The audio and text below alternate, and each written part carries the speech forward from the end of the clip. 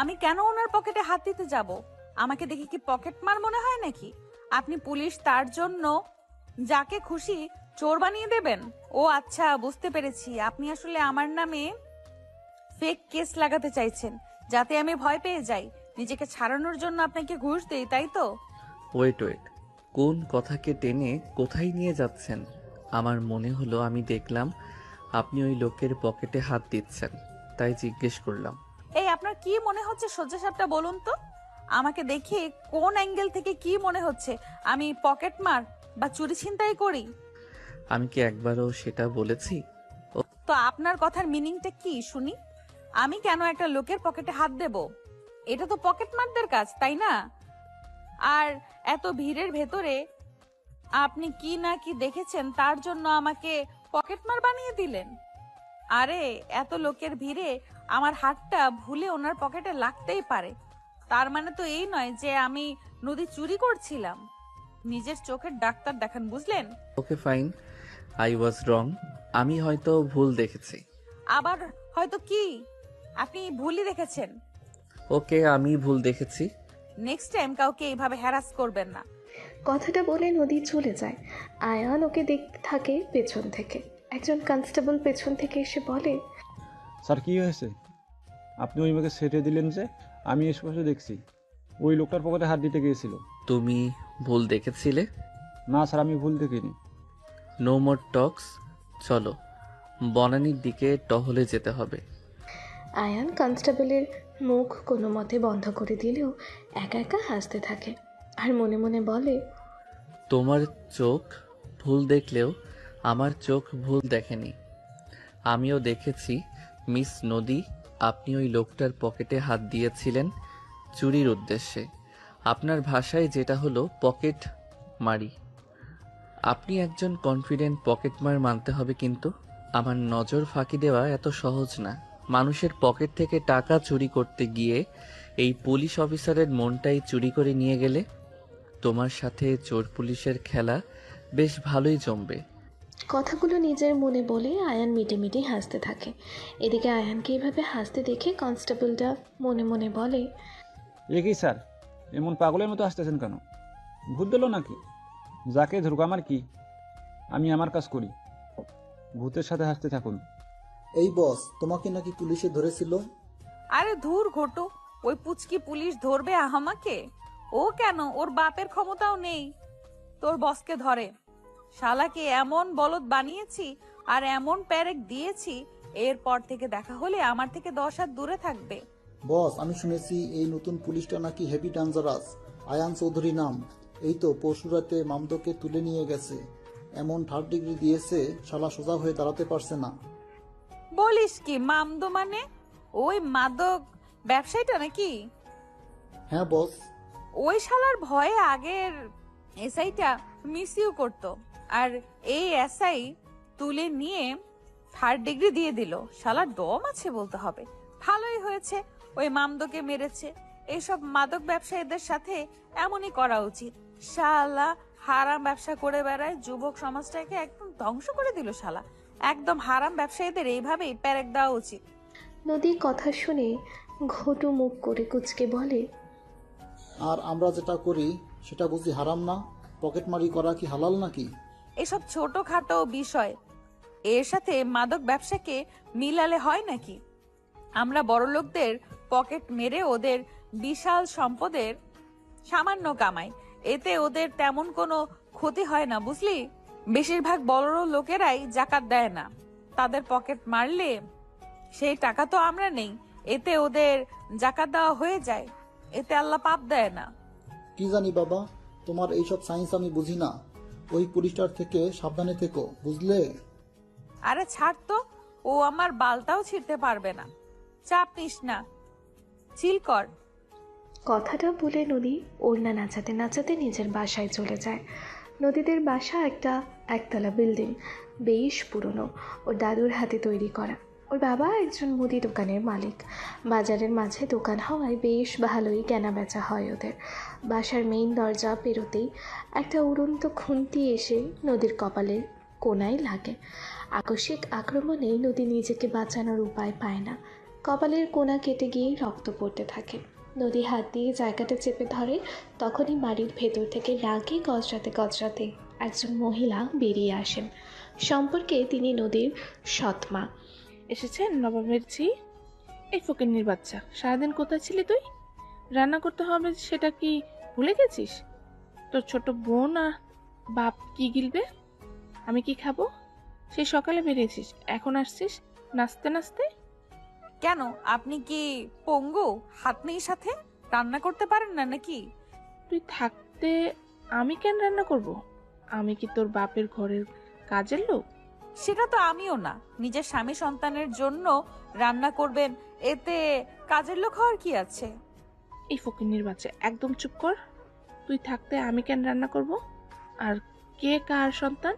তুই আর তোর বোন আমার সন্তান না? তোদের জন্য হাত পুড়িয়ে রান্না করার কোনো মানেই হয় না। আর ভুলে গেছিস তোকে আর তোর বোনকে কোন শর্তে এই বাড়িতে থাকতে দিয়েছি? ঘরের সব কাজ করবি তুই। এখন যদি তুই সেই শর্ত না মানিস তাহলে তোকে আর তোর বোনকে ধাক্কা দিয়ে এ বাড়ি থেকে বের করে দেব। Mind your language. আপনি কোন সাহসে আমাকে ফকিন্নি বলেন? ফকিন্নি কে সেটা ব্যবহারেই বোঝা যায়। আর আপনি কে আমাকে আমার বাড়ি থেকে বের করার? এই বাড়িটা আমার মায়ের ছিল, তাই এখন এই বাড়িতে সবচেয়ে বেশি অধিকার আমার বোন আর আমার। আর হ্যাঁ, আমার মনে আছে ছোটবেলায় আপনার দেওয়া শর্তে আমি রাজি হয়েছিলাম। কি বলুন তো, আমি নদী কথা দিয়ে কথা রাখতে জানি, তাই ঘরের সব কাজ করি। আপনার হুমকি ধামকি কেনা আমি নদী ভয় পাই না। যত বড় মুখ না তত বড় কথা।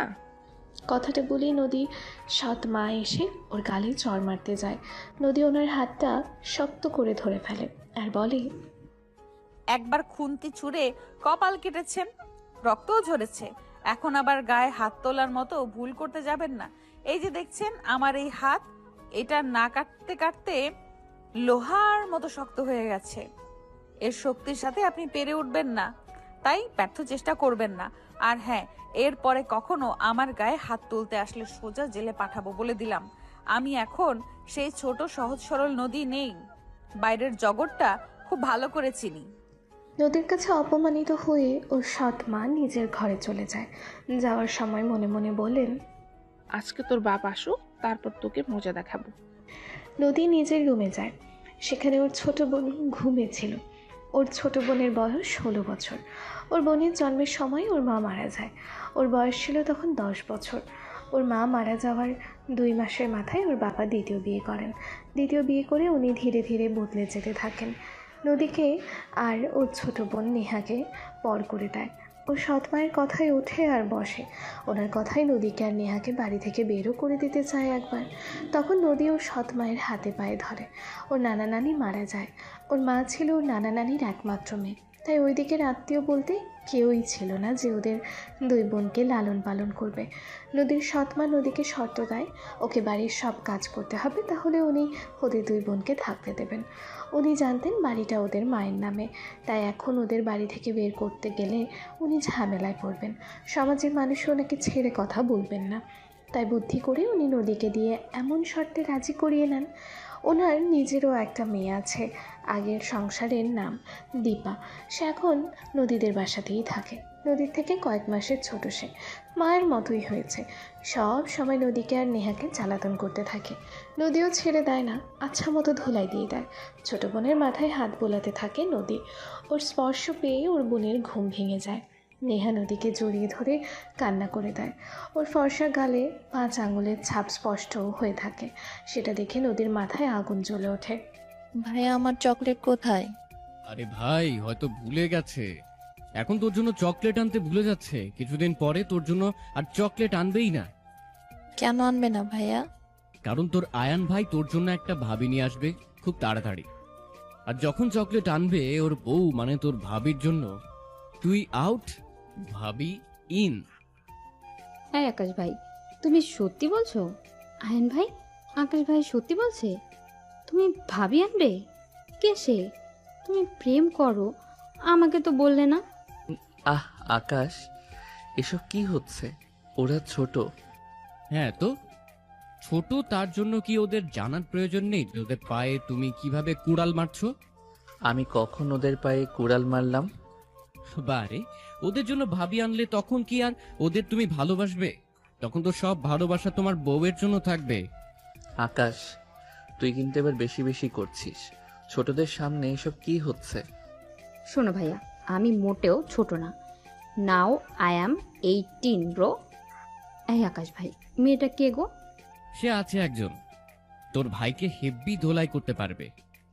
নো, আমার বিগ ব্রোকে ধোলাই করবে এমন ভাবে আমি চাই না। এই মাথা মোটাটাকে এখান থেকে বিদায় করতো। আমাকে একদম মাথা মোটা বলবে না, তাহলে কিন্তু তোমার সব কিছু ফাঁস করে দেব। ওরে বিচ্ছু, তুই আবার আমার কি ফাঁস করবি শুনি? তুমি যে ওই দিন লুকিয়ে লুকিয়ে। ওর দিকে পুরো কথা শেষ করতে দেয় না আকাশ। তার আগেই ওর মুখ চেপে ধরে ওকে চুপ করিয়ে দেয়, আর চোখের ইশারায় ওকে ভয় দেখাতে থাকে। আয়ান আর অর্পি আপন ভাই বোন। অন্তি আয়ানের কাকার মেয়ে, আর আকাশ ওদের ফুপুর ছেলে। ওরা সবাই একই বাসায় থাকে। আকাশ আর আয়ান প্রায় সমবয়সী। আয়ান আকাশের চেয়ে কয়েক মাসের বড়। অর্পির বয়স এখন 18 ও আকাশের 6 বছরের ছোট, আর অন্তির বয়স 10 বছর।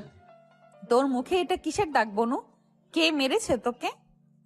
ছোট আপি, ওই ডাইনিটার এত বড় সাহস আমার কলিজার গায়ে হাত দেয়। আজকে ওর খেল খতম।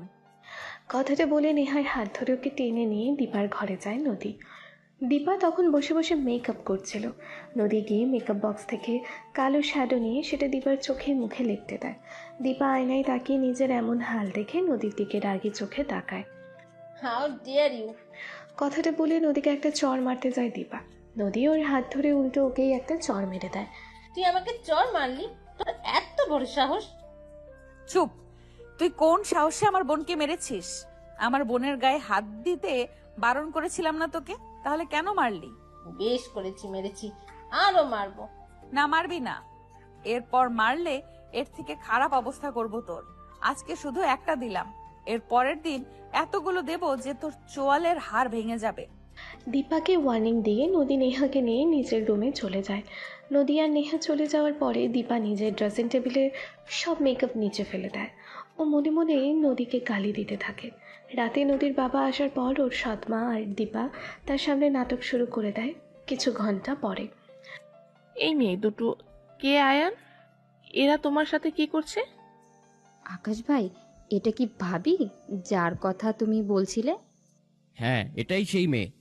কিন্তু তোর ভাই হঠাৎ করে একে বিয়ে করে নিয়ে আসলো কেন, সেটাই তো বুঝতে পারছি না। বারে, তুই তো বলছিলে। বারে, তুমি তো বলছিলে ভাই আর ভাবি পছন্দ, একে অপরকে ভালোবেসে তাই বিয়ে করছে। এতে আবার না বোঝার কি আছে শুনি? আরে গবেট, তোর ভাই তোর ভাবিকে আজকেই প্রথম দেখেছে, আর প্রথম দেখাতেই তোর ভাবিকে পছন্দ করেছে। আমার ভাই বলে কথা, দেখছো, একদিনে মেয়ে পছন্দ করে তাকে পটিয়ে বিয়ে করে নিয়েছে। এসবের জন্য না যোগ্যতা লাগে। এই চুপ কর তো, নিশ্চয়ই কোনো ঘাপলা আছে, না হলে একদিনে এই মেয়ে পটে গেল। সকালেই তো ঝগড়া করলো, প্রথম দেখাতে ওর সাথে ঝগড়া করে আবার সেই দিনই ওর উপরে ইমপ্রেস হয়ে বিয়ে করবে। না না, কিছু তো একটা ঘাপলা আছেই। ওসব কোনো ঘাপলা টাপলা না, বুঝলে? আমার ভাই হ্যান্ডসাম তাই ভাবি পড়তেছে। তোমার মতো হনুমান মুখও না ভাই। আমি হনুমান মুখ? অবশ্যই, না হলে সমবয়সী হয়ে আমার ভাই বউ নিয়ে চলে আসলো, তুমি একটা প্রেমিকা জোটাতে পারলে না? জোটাবো আর কি করে, সে তো আমায় দেখেও দেখে না। কিছু বললে? না। কি হলো আয়ান, তুমি আমার প্রশ্নের উত্তর দিচ্ছ না কেন? এই মেয়ে দুটো কে? মা ও নদী, আর ও হচ্ছে নদীর ছোট বোন নেহা। হ্যাঁ, তো ওরা এখানে কি করছে? বাবা, আমি নদীকে বিয়ে করেছি, ওকে ভালোবাসি আমি। তুই প্রেম করিস, আবার সেই মেয়েকে বিয়ে করে আনলি? এ আমার সেই ছেলে যে আমাকে বন্ধুর মতো সব বলতো, আর এত বড় কথা আমাকে কেন লুকিয়ে গেলি? হ্যাঁ, সেটাই তো, কাকে না কাকে এভাবে বিয়ে করে নিয়ে আসলে এটা তো ঠিক না। আমাদের তো একবার জানাতে পারতে, আমরা খোঁজ খবর নিতাম, তারপর না হয় যা হবার হতো। আর কাউকে না বলিস, আমাকে তো বলতে পারতি। পুরো দুনিয়ার বিরুদ্ধে গিয়ে হলেও তোর সাথে তোর বিয়ে দিতাম না। তুই আজকে আমাকে অনেক কষ্ট দিলি। আই এম সরি মা, ওর বাসা থেকে একটু ঝামেলা করছিল, ওকে জোর করে এক বুড়োর সাথে বিয়ে দিয়ে দিচ্ছিল। 5 বছরের প্রেম আমার, ওকে কিভাবে অন্যের হতে দিতাম বলো? আয়ানের কথা শুনে আকাশ পুরাই টাসকে খেয়ে যায়। সেই সাথে নদীও ওর দিকে চোখ বড় বড় করে তাকায়। আয়ান নদীর হাতে একটু শক্ত করে চাপ দিয়ে ওকে ফিসফিস করে বলে, চোখ দুটো অমন রসগোল্লার সাইজ থেকে মার্বেলের সাইজ বানাও। যা করছি যা বলছি তোমার ভালোর জন্য বলছি, আমাকে সবটা ম্যানেজ করতে দাও। আয়ানের কথা শুনে নদী নিজের এক্সপ্রেশন ঠিক করে নেয়। ও গিয়ে আয়ানের আম্মুর হাত ধরে কান্না করতে করতে বলে, আম্মু বিশ্বাস করেন, আমি ওকে অনেক ভালোবাসি। ওকে ছাড়া অন্য কাউকে বিয়ে করা আমার পক্ষে সম্ভব ছিল না। আপনাদের বংশের বাতি আমার গর্ভে, তাকে কিভাবে অস্বীকার করবেন বলুন? নদীর কথা শুনে এবার আয়ানের চোখ বড় বড় হয়ে যায়। ও হাঁ করে নদীর দিকে তাকিয়ে থাকে। নদী ওর দিকে তাকিয়ে চোখ দিয়ে ইশারা করে ওকে স্বাভাবিক হতে বলে। আয়ান অনেক কষ্টে একটা ঢোক গেলে স্বাভাবিক হয়। নদীর কথা শুনে উপস্থিত সবাই অবাক হয়ে যায়। আকাশের এমন মনে হয় যে ওর মাথায় আকাশ ভেঙে পড়েছে।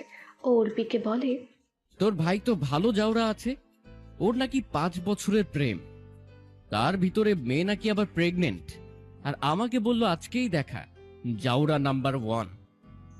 আমার ভাইকে একদম চাওড়া বলবে না, ফল ভালো হবে না। তোমার গোষ্ঠী উদ্ধার করে দেবো বললাম। তা তুই কি আমার গোষ্ঠীর বাইরে নাকি রে? এই, তুমি আমার সাথে আর কথা বলবে না, আমার ভাইকে নিয়ে কিচ্ছু বলবে না। বংশের বাতি মানে? আমি প্রেগনেন্ট আম্মু, আপনার ছেলের সন্তান আমার গর্ভে। এসব কি বলছো তুমি? আমার গর্ভের সন্তানের কসম, আমি সত্যি বলছি। আয়ান, তোর থেকে আমি এটা আশা করিনি বাবা। তুই কিভাবে পারলি এমন একটা কাজ করতে? 5 বছরের প্রেম, আবার বাচ্চা! আল্লাহ, এ কি দিন এলো আমার। আম্মু আপনি ওর উপরে রাগ করবেন না, আসলে এটা একটা অ্যাক্সিডেন্ট, কিন্তু বিশ্বাস করেন আমি ওকে নিজের প্রাণের থেকেও ভালোবাসি। আপনি একবার আমার দিকে তাকান, দেখুন তো আমি কত কিউটি পিউটি একটা মেয়ে। এমন কিউটি একটা মেয়ে আপনার ছেলের বউ, এটা ভেবে হলেও ওকে মাফ করে দেন আর নিজে নাতি নাতনির আসার জন্য প্রস্তুতি নিন।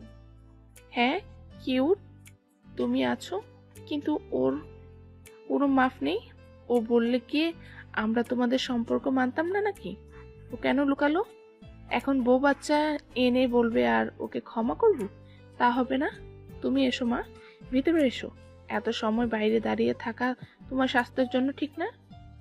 তোমার এখন রেস্ট প্রয়োজন, রেস্ট করো তুমি। আয়ানের মা নদীকে রুমে নিয়ে যায়। আয়ান সোফায় বসে পড়ে। বাড়ির আর সবাই যে যার রুমে চলে যায়, আকাশ বাদে।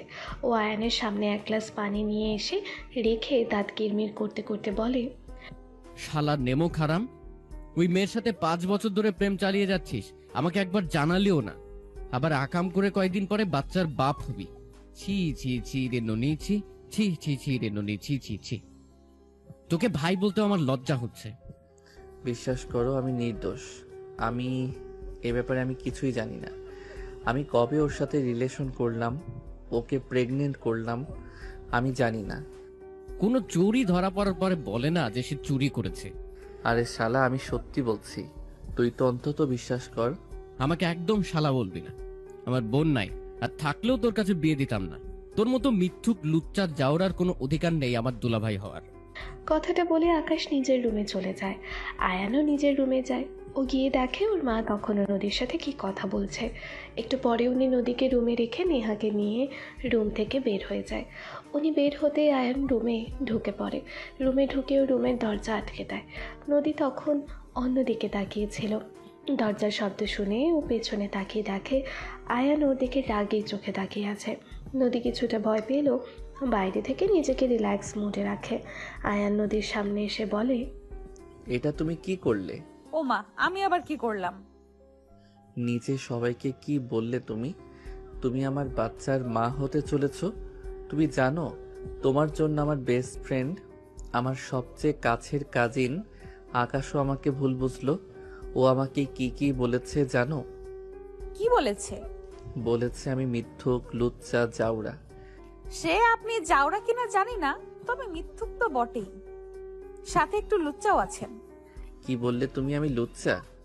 অবশ্যই, তা না হলে একটা মেয়েকে একা পেয়ে এইভাবে দরজা আটকে দিতেন নাকি? তো আমি কি তোমার সাথে রোমান্স করব বলে দরজা আটকিয়েছি নাকি? আর শোনো, আমি মিথ্যে বলি না। আজকে শুধুমাত্র তোমার জন্য মিথ্যা বললাম। আপনি মিথ্যা বলেন কিনা তা আমার ভালো জানা আছে। মানে? আপনি তো একজন পুলিশ, আর পুলিশের থেকে বড় মিথ্যুক আর দুনিয়াতে নেই। পুলিশ হলে যে মিথ্যা বলতে হবে এটা তোমাকে কে বলেছে? আমি একজন সৎ পুলিশ অফিসার। আমার চরিত্রে তুমি কালি লাগিয়ে দিলে আজকে। তোমাকে কে বলেছিল মাতব্বরি করে বলতে যে তুমি আমার সন্তানের মা হতে চলেছো? এমনটা না বললে তো কেউ আমাদের বিয়েটা মানতো না। আমি মুভিতে দেখেছি, বাচ্চার কথা শুনলে সবাই গলে যায়। দেখলেন না, আপনার আম্মুও গলে গেল, আমাকে কত আদর যত্ন করে নিয়ে আসলো। সবাই মানতো, একটু গাইগুই করতো ঠিকই, পরে মেনে নিত। তুমি সবটা নষ্ট করে দিলে। এখন কি হবে? কি আবার হবে? মেনে তো নিয়েছেই, হওয়ার কি আছে আর? তুমি যে সবাইকে বললে তুমি প্রেগনেন্ট, এখন বাচ্চা পয়দা করবে কোথা থেকে? মানে বাচ্চা? হ্যাঁ, বাচ্চা। তা তোমার পেটেরটা এখন কই পাবে? সেটা যখন হওয়ার টাইম তখন দেখবো। বললেই হয়ে গেল, তাই না? এত বড় মিথ্যা তোমাকে কে বলতে বলেছে? এই আপনি আমাকে মেজাজ দেখাচ্ছেন কেন? হ্যাঁ শুনুন, আমি নদী কিন্তু কারো মেজাজ সহ্য করি না, বলে দিলাম। মেজাজ দেখাতে হলে অন্য কাউকে দেখান, আমাকে না। তো তোমার অত পকর পকর কে করতে বলেছিল শুনি? আপনি, সরি, তুমি বেশি পকর পকর করো। বয়সে আমার থেকে ছোট, তাই আমাকে সম্মান দিয়ে কথা বলো। কে বলেছে আমি তোমার ছোট? আমার পয়দা হওয়ার সময় কি তুমি এসে দেখেছিলে নাকি? না দেখিনি, কাজে অফিসে তোমার এনআইডি কার্ডে তোমার বয়স দেখেছি। তুমি আমার থেকে বয়সে ছোট। কি শেষমেশ কিনা নিজের থেকে বয়সে বড় মেয়েকে বিয়ে করলাম। এখন তো আমার বন্ধুরা আমাকে বলবে আমি নিজের চেয়ে বয়সে বড় মেয়েকে, সরি, বুড়ি মেয়েকে বিয়ে করেছি। ওই হ্যালো, সমস্যা কি তোমার? হ্যাঁ, হতে পারো বয়সে তুমি আমার ছোট, কিন্তু তার মানে তো এই না আমি বুড়ি। আমাকে কোন অ্যাঙ্গেল থেকে দেখে মনে হয় আমি বুড়ি? না, বুড়ি না, তবে আমার থেকে একটু বয়স্ক তো আছো। আমি বয়স্ক? জানো, আমার এলাকার ছেলেরা সব আমার উপরে ফিদা হয়ে থাকে, আর তুমি আমাকে বয়স্ক বলো? সাহস তো কম না তোমার? আমার সাহস বরাবরই একটু বেশি। সাহস বেশি না হলে কি আর ডিফেন্সে থাকতাম নাকি? শুনুন, সাহস দেখাতে হলে বাইরে গিয়ে দেখাবেন। মনে রাখবেন, বর যতই বাঘ হোক, বউয়ের সামনে তাকে ভিজে বিড়াল হয়েই থাকতে হয়। নদীর কথা শুনে আয়ান ওর দিকে ঘোর লাগা দৃষ্টিতে তাকায়। তারপর ধীরে ধীরে নদীর দিকে এগোতে থাকে। আয়ানকে এগোতে দেখে নদী একটু ঘাবড়ে যায়। তুমি এইভাবে আমার দিকে হা করে তাকিয়ে আছো কেন? আয়ান ওর কথাকে কোনো পাত্তা না দিয়ে ওর দিকে এগোতে থাকে। নদী প্রথমে ঘাবড়ে গেলেও এবারে রাগ হয় ওর। ও আয়ানের বুকে 2 হাত দিয়ে জোরে ধাক্কা দিয়ে ওকে নিজের থেকে দূরে সরিয়ে বলে, তোমার বন্ধু মানে কাজিন ঠিকই বলেছে, তুমি আসলে একটা লুচ্চা, শালা ভণ্ড কোথাকার। আমার ধারে কাছেও আসলে তোমার অবস্থা খারাপ করে দেবো, বুঝলে? ও আচ্ছা, তাই নাকি? তা কি করবে শুনি? আমি ক্যারাটে জানি, তোমার সোনার বাংলা ইন্নালিল্লাহ করে দেবো একদম। নদীর কথা শুনে আয়ান বিষম খায়। আতঙ্কিত চোখে নদীর দিকে তাকিয়ে বলে, নিজের বউকে ছোঁয়ার অপরাধে এমন শাস্তি? এটাও সম্ভব? এমন আইন আমি মানি না। শেষমেশ আমার সবচেয়ে মূল্যবান সম্পদে হাত। আইনের রক্ষককে তুমি আইন ভঙ্গের হুমকি দাও, তোমার ভয় লাগে না? এই যে আমাকে থ্রেট দিলে, এর জন্য তোমাকে অ্যারেস্ট করতে পারি, জানো? আর তুমি যে আইন ভঙ্গ করতে চাইছো, একজন পুলিশ হয়ে একটা সহজ সরল নিরীহ মেয়ের ইজ্জত লুটতে চাইছো, তার বেলায় দেবো নাকি তোমার নামে কেস ঠুকে? বাহ, কিয়া সিন হ্যাঁ। পুলিশকে তুমি কেসের ভয় দেখাও। তোমার কাছে কি প্রমাণ আছে আমি তোমার ইজ্জত লুটতে চেয়েছি? প্রমাণ আমি নিজে। এমন সহজ সরল একটা মেয়ে গিয়ে যদি বলি তুমি আমার ইজ্জত লুটতে চেয়েছো, কেউ সেটা চোখ বন্ধ করে মেনে নিবে। ওয়েট, এখানে সরল সোজাটা কে? কেন আমি? তুমি যদি সরল সহজ হও তাহলে সরল সহজ মেয়েগুলো লজ্জা পাবে। তুমি আমাকে অপমান করলে। তোমার মান আছে বুঝি? এবার একটু বেশি বেশি হয়ে যাচ্ছে না? কি বেশি হচ্ছে? তুমি আমাকে এইভাবে বলতে পারো না। বলে তো ফেলেছি, এখন কি করবে শুনি? দাঁড়াও, তোমাকে মজা দেখাচ্ছি। কথাটা বলে নদী আয়ানের দিকে এগোতে থাকে। হাঁটতে গিয়ে ওড়নায় পা আটকে নদী পড়ে যেতে নেয়। পড়ার সময় সামনে কিছু না পেয়ে আয়ানের শার্টের কলার টেনে ধরে। নদীর সাথে সাথে আয়ানও পড়ে যায়। নদী গিয়ে সোফায় পড়ে আর আয়ান ওর ওপরে গিয়ে পড়ে। ভয়ে নদী চোখ বন্ধ করে নেয়। আয়ান এক দৃষ্টিতে নদীকে দেখতে থাকে। নদীর চোখের ওপরে কিছু চুল এসে পড়েছিল। আয়ান ফু দিয়ে সেগুলো সরিয়ে দেয়। নদীর সাথে সাথে চোখ মেলে তাকায়। আয়ান হুট করে নদীর ঠোঁটে কিস করে দেয়। আয়ানের হুট করে কিস করায় নদী অবাক হয়ে যায়। ওর চোখ দুটো রসগোল্লার মতো হয়ে যায়। কিছু সময় পরে নদীও ফিলে চলে আসে। ও নিজেও আয়ানের ঠোঁটে কিস করতে থাকে। পুরো 7 মিনিট পরে আয়ান নদীর ঠোঁট ছাড়ে। আয়ান সরে যাওয়ার পরে নদীও স্বাভাবিক হয়ে যায়। একটু আগে কী হলো সেটা মনে করে নদী উঠে দাঁড়িয়ে নিজের ঠোঁট 2 হাত দিয়ে ধরে আয়ানের দিকে চোখ বড় বড় করে তাকায়। আয়ান নদীর চোখের দিকে তাকিয়ে নিজেকে সামলাতে পারে না। নদীর আগে কণ্ঠে আয়ানকে বলতে চায়, এটা তুমি কি করলে? আমাদের বিয়ের শর্ত কি তুমি ভুলে গেছো? আয়ান কোনো উত্তর দেয় না। ও এক মোহে নদীর দিকে তাকিয়ে থাকে। হুট করে নদীর সামনে এসে ওর কোমর জড়িয়ে ধরে এক হাত দিয়ে, আর এক হাত নদীর মাথার পেছনে দিয়ে নদীর মুখটা নিজের কাছাকাছি এনে নদীর কানে ফিসফিস করে বলে, কখন কি কথা হয়েছিল ভুলে যাও, ফরগেট এভরিথিং। এখন কি হতে চলেছে সেটা নিয়ে ভাবো। I need you right now. আমার এখন তোমাকে লাগলে I need you deeply. Please don't disturb me, না হলে আইনের রক্ষক হয়ে আমাকে আইন ভাঙতে হবে। I am not a criminal. আমি আইন ভাঙতে চাই না। So cooperate with me, otherwise একদম চুপ থাকো। আমাকে আমার কাজ করতে দাও। ভুলেও আমাকে আটকানোর বা পালাবার চেষ্টা করো না। ইউ নো না, আইনের হাত অনেক লম্বা। আয়ানের কথার ধরন শুনে নদী নিজের কেমন সম্মোহিত হয়ে যায়। ও আয়ানকে বাধাও দেয় না, কিছু বলেও না। আয়ান নদীর ঘাড়ে কিস করতে থাকে। তারপর নদীকে কোলে তুলে নিয়ে বিছানায় শুইয়ে দেয়। নদীকে নিজের স্পর্শে পাগল করে দিতে থাকে আয়ান। ভালোবাসা, লজ্জা, ব্যথা সব কিছুর মাঝে নদী একাকার হয়ে যায়। নদী আয়ানের বুকেই ঘুমিয়ে পড়ে। আয়ানও ক্লান্ত হয়ে ঘুমিয়ে পড়ে। পরের দিন সকালে নদীর ঘুম ভেঙে যায়। ঘুম থেকে উঠে নিজেকে আয়ানের বুকে দেখে নদী ঝটকা খায়। তারপর ওর একটু আগের ঘটনা মনে পড়ে। ও নিজেকে নিজেই বলে, আই হাই, এই শালা আমার সর্বস্ব লুটে নিয়ে গেল। এখন আমার কি হবে? আমাকে কে বিয়ে করবে? শালা পুলিশের বাচ্চা, তুই আমার ইজ্জত লুটে নিলি। মনে চাচ্ছে তোর টুনটুনি কেটে দেই। আর আমার এবার কি হয়েছিল? আমি কেন ওকে আটকালাম না? কেমন রোবটের মতো ওর তালে তালে মিলিয়ে গেলাম। মেনু লুট লাগায়া আমি এখন নিচে গিয়ে সবাইকে বলবো ওই পুলিশের বাচ্চা আমাকে হ্যারাস করেছে, আমার ইজ্জতের ফালুদা বানিয়েছে। থু সে তুমি বলতেই পারো, কিন্তু কেউ বিশ্বাস করবে তো? থু থু থু থু থু থু। তুমি আমার মনের কথা শুনলে কিভাবে? মনে মনে কথা বললে সেটার সাউন্ড যদি মাইকে গান বাজানোর মতো হয় তাহলে শুনতে তো পারবই। এত কুল সেজো না। আমি এক্ষুনি নিচে যাব আর গিয়ে তোমার কুকর্মের কথা সবাইকে বলবো। তুমি যে আমার সাথে নোংরামি করেছো সেটা সবাই জানবে এখন। যাও বলো। একটা হ্যান্ড বাইক এনে দেবো নাকি সুইটহার্ট? আচ্ছা, তুমি না আমার প্রেম করে বিয়ে করা বউ, আমার বাচ্চা তোমার গর্ভে, তাহলে আমাদের ভিতরে সব কিছু তো আরো আগেই হয়ে গেছে, তাই না? এখন তুমি যদি নিজেকে সবার সামনে হাসির পাত্র বানাতে চাও তো গিয়ে বলে দাও একটু আগে কি হয়েছে। তুমি আমার সাথে এমন করতে পারো না। আমার দুর্বলতার সুযোগ নিলে তুমি। কি সুযোগ নিলাম? আমার সাথে জোর করে ওইসব করলে। আমি তোমাকে জোর করেছি? আচ্ছা ফাইন, তোমার কথাই মানলাম যে আমি তোমাকে জোর করেছি, কিন্তু তুমি আটকাওনি কেন? আমাকে বাধা দাওনি কেন? তুমি চাইলেই নিজের শক্তি খাটাতে পারতে আমার উপর, নিজেকে আমার থেকে ছাড়ানোর চেষ্টা করতে পারতে, চিৎকার করতে পারতে, কিন্তু তুমি সেটা না করে আমার সাথে তাল মিলিয়েছো।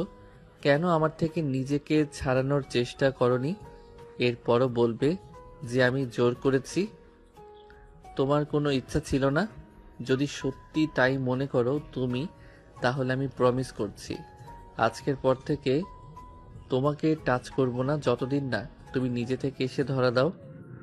শেষের কথাগুলো আয়ান খুব রেগে সিরিয়াস মুডে বলে ওয়াশরুমে যায়।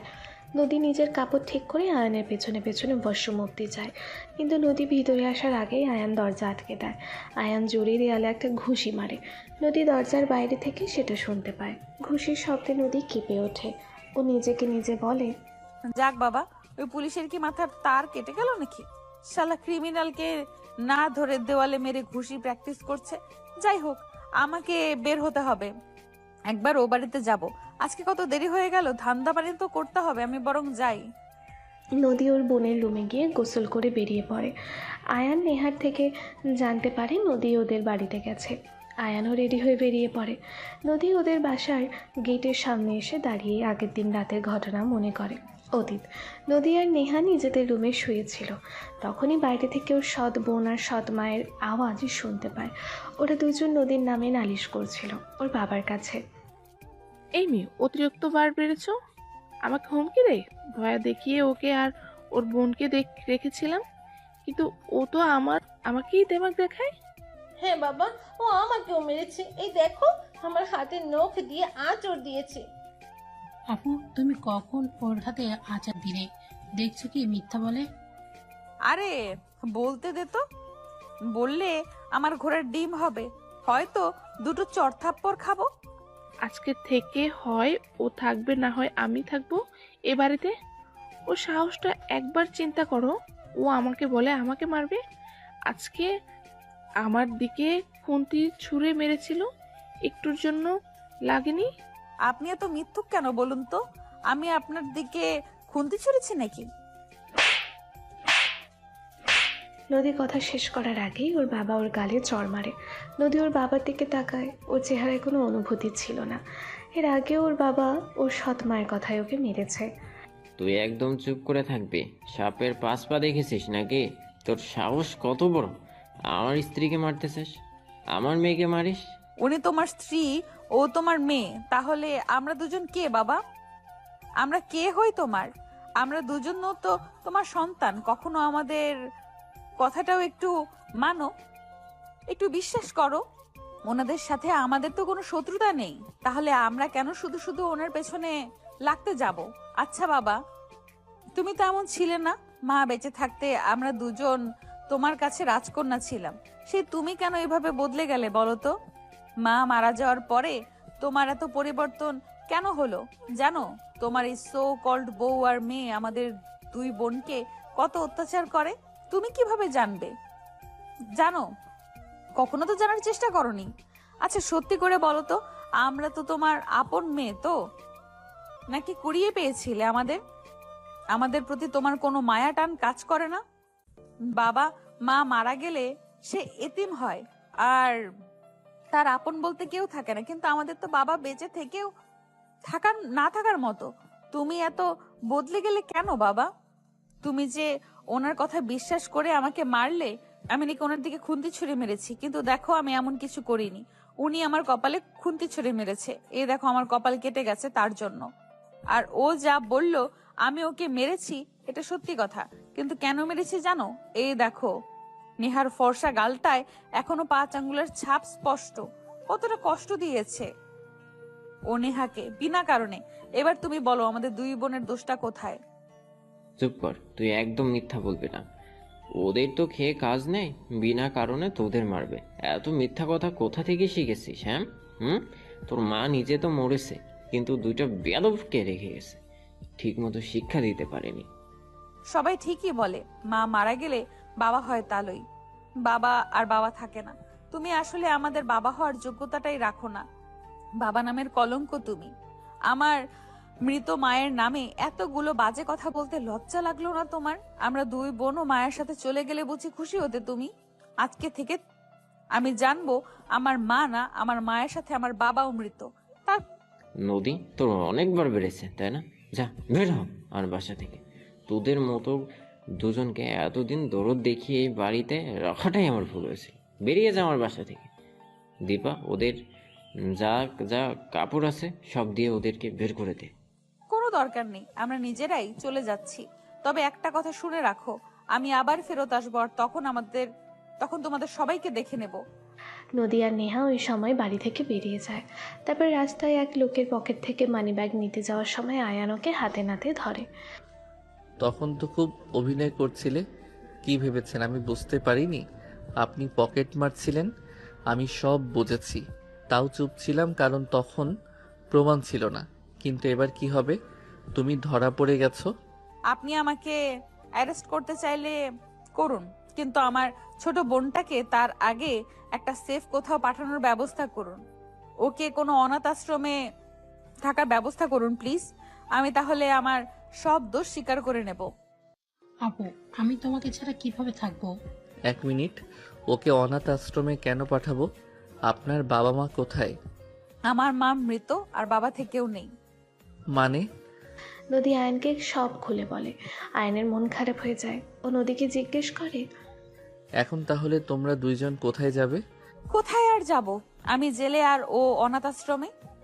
আমার কাছে একটা উপায় আছে, তাতে করে তোমাকে জেলে যেতে হবে না, আর না তো ওকে অনাথ আশ্রমে যেতে হবে। কি উপায়? তুমি আরও আমার সাথে আমার বাসায় চলো। আপনি কি পাগল হয়ে গেছেন? আমরা আপনার সাথে কোন পরিচয়ে যাব? কেন যাব? আপনার বাসার লোকজন যখন প্রশ্ন করবে আমরা কে, কেন এসেছি, তখন কি জবাব দেবেন? কোন পরিচয়ে আমাদের নিয়ে যাবেন? তুমি যদি রাগ না করে একটা কথা বলতাম। হ্যাঁ বলুন। আমি তোমাকে বিয়ে করতে চাই। দেখো, বিয়ে করে তোমাকে নিয়ে গেলে কেউ আর কোনো প্রশ্ন করতে পারবে না, আর তোমাকে নিজের বোনের থেকে আলাদাও হতে হবে না, ওর সাথেই থাকতে পারবে। তুমি ছাড়া ওর আর তো কেউ নেই। এত ছোট বয়সে পুরো পরিবার থেকে আলাদা হয়ে অনাথ আশ্রমে বড় হবে কিভাবে ও? বাইরের জগৎটা যে কতটা খারাপ সেটা তো তুমি জানো। এই শালার পুলিশ, আপনার মতলব তো ভালো না, ভালো ঠেকছে না। আপনি প্রথমে আমাকে পকেট মারের সময় হাতে নাতে ধরলেন, অ্যারেস্টও করতে গেলেন, এখন ক্রিমিনালকে অ্যারেস্ট না করে এখন বিয়ে করতে চাইছেন। এই আপনার উদ্দেশ্যটা কি বলুন তো? আমার দুর্বলতার সুযোগ নিয়ে আমাকে বিয়ে করতে চাইছেন কেন? একজন পুলিশ হয়ে একজন পকেট মারকে বিয়ে করতে চাওয়ার কারণ কি? হ্যাঁ, দেশকে পকেট মার মুক্ত করা। মানে? আমি তোমাকে এমনি এমনি বিয়ে করব না, তার বদলে তোমাকেও কিছু করতে হবে। কি করতে হবে? তোমাকে পকেট মারা ছাড়তে হবে। তা এইভাবে বিয়ে করে কতজন পকেট মারকে ছাড়িয়েছেন?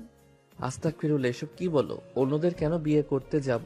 না মানে দেশকে পকেটমার মুক্ত করতে তো আমাকে বিয়ে করতে চাচ্ছেন, তাহলে অন্যদেরও নিশ্চয়ই বিয়ে করে পকেটমার ছাড়াবেন। আরে না, তুমি আর তারা তো আলাদা। কেন আলাদা? মশকরা হচ্ছে আমার সাথে, তাই না? আপনি আমাকে বিয়ে করতে চাইছেন, সত্যি করে বলুন। যেটা বললাম ওটাই কারণ, বিশ্বাস করলে করো, না হলে নাই। বিয়ে করলে করবার, নয়তো জেলে যাবা, আর তোমার বোন অনাথ আশ্রমে। তুমি ভেবে দেখো, নিজের বোনকে একটা সুন্দর জীবন দেবে নাকি না? আমি চাই না। ছোট থেকে আমি যেমন মানুষের অবহেলা পেয়ে বড় হয়েছি, আমার বোনও তেমন হোক। ওকে এতদিন আমি বুকে আগলে বড় করেছি, তাই এখনো যখন আমার কাছে অপশন আছে আমার বোনকে ভালো রাখার, আগলে রাখার, তখন আমি সেটাই করব। গুড গার্ল, চলো, সামনেই কাজী অফিস আছে, ফরজ কাজটা সেরে নেই। নিজের বোনের কথা চিন্তা করে নদী আয়ানকে বিয়ে করে নেয়। এত সময় নদী অতীতের কথাই ভাবছিল। বর্তমানে ও ওদের বাসার গেটের সামনে দাঁড়িয়েছিল। ও বাড়ির গেটের ভিতরে ঢোকে। দীপা কি একটা কাজে বাইরে আসছিল। নদীকে দেখেও রেগে যায়। নদীর দিকে তেড়ে এসে চর মারতে নেয় আর বলে, তোর সাহস তো কম না, তুই এই বাড়িতে পা রাখিস? নদী দীপার হাত ধরে ফেলে, উল্টো নিজেই দীপাকে এক চর মারে আর বলে, মনে হচ্ছে তুই আগের দিনের চরের কথা ভুলে গেছিস, তাই আবারও মারলাম মনে করিয়ে দেওয়ার জন্য। তোর এত সাহস, আবারও আমাকে চর মারিস? দাঁড়া, তোকে মজা দেখাচ্ছি। মা, মা, এদিকে এসো।